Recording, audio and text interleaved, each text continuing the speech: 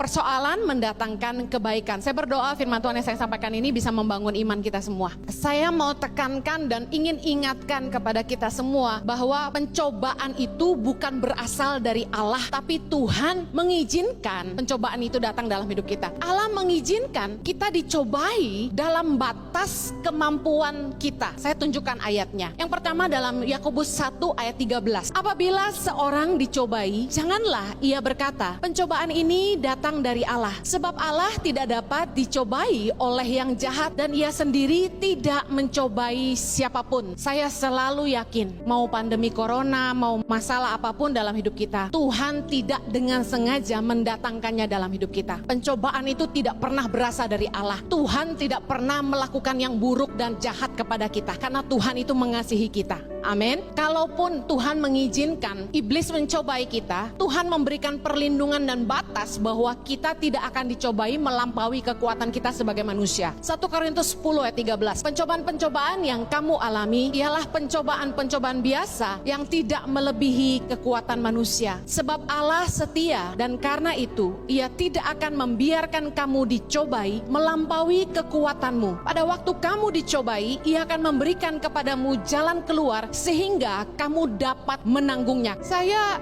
mau angkat kisah Ayub, di mana di kisah inilah sangat jelas apa sih yang terjadi sebenarnya dengan kita. Kenapa sampai kita mengalami banyak masalah, pergumulan, tantangan selama hidup kita. Kayaknya banyak banget, gak ada habisnya. Tantangan kita beda-beda. Saya mengalami kedukaan yang berbeda dan kalian semua mengalami masalah yang berbeda seperti dengan kami. Ayub menjadi salah satu gambaran kenapa Tuhan mengizinkan. Mari kita lihat sama-sama dalam Ayub 1 ayat yang ke-6. Pada suatu hari datanglah anak-anak Allah menghadap Tuhan dan di antara mereka datanglah juga iblis. Maka bertanyalah Tuhan kepada iblis, dari mana engkau? Lalu jawab iblis kepada Tuhan, dari perjalanan mengelilingi dan menjelajah bumi. Lalu bertanyalah Tuhan kepada iblis, apakah engkau memperhatikan hambaku Ayub? Sebab tiada seorang pun di bumi seperti dia, yang demikian saleh dan jujur, yang takut akan Allah dan menjauhi kejahatan. Ayat 9. Lalu jawab iblis kepada Tuhan, apakah dengan tidak mendapat apa-apa Ayub takut akan Allah?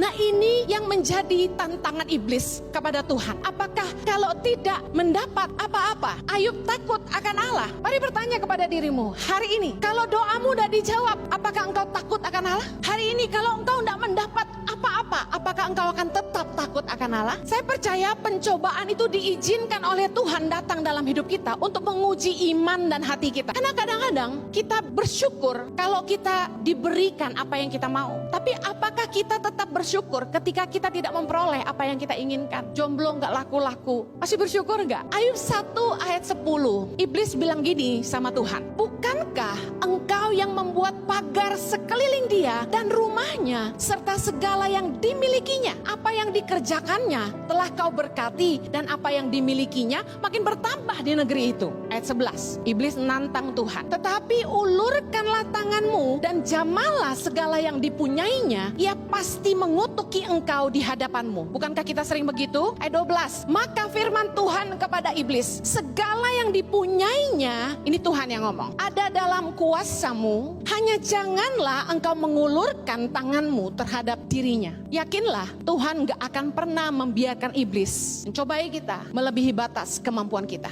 Anak-anak Tuhan akan selalu dilindungi Tuhan. Katakan amin. Kemudian pergilah iblis dari hadapan Tuhan. Saya percaya pencobaan itu bukan berasal dari Tuhan. Kalau ada yang tanya, Ibu Heni, apakah corona Tuhan yang datangkan? Saya bilang bukan. Tuhan tidak pernah mendatangkan kecelakaan. Tapi Tuhan mengizinkan kita diuji supaya kita mengerti seberapa murni hati kita mengasihi Tuhan. Apakah kita sungguh-sungguh punya iman? Iblis nantang Tuhan dan apa yang iblis sampaikan ini itu benar. Karena kebanyakan kita cuma mau pujian tapi tidak mau ujian. Banyak dari kita mau berkatnya tapi tidak mau menghadapi tantangannya. Tuhan mengizinkan kita diuji tapi iblis yang mencobai. Di Alkitab ini dalam terjemahan bahasa Indonesia, kata yang dipakai itu pencobaan. Tapi sebenarnya di beberapa ayat dalam bahasa aslinya tuh digunakan dua kata. Temptation, yaitu pencobaan, dan test, ujian. Yang dari Tuhan, yang diizinkan Tuhan adalah ujian, test. Tapi yang dari iblis adalah temptation, pencobaan. Makanya Yesus mengajar kita dalam doa Bapa kami, jauhkanlah kami dari segala pencobaan. Artinya apa? Supaya iblis jangan sampai mencoba kita.